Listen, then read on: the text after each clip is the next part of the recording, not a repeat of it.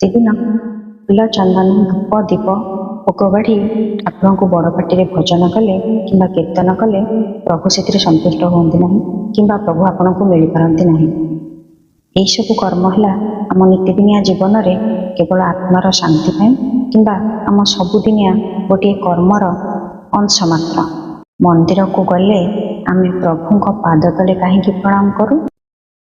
ମଣିଷର କଣ୍ଠରେ ବ୍ରାହ୍ମଣ ବିଜେ କରନ୍ତି, ହାତରେ କ୍ଷତ୍ରିୟ ବିଜେ କରନ୍ତି, ପେଟରେ ବୈଶ୍ୟ ବିଜେ କରନ୍ତି ଆଉ ପାଦରେ ଶୂଦ୍ର ବିଜେ କରନ୍ତି।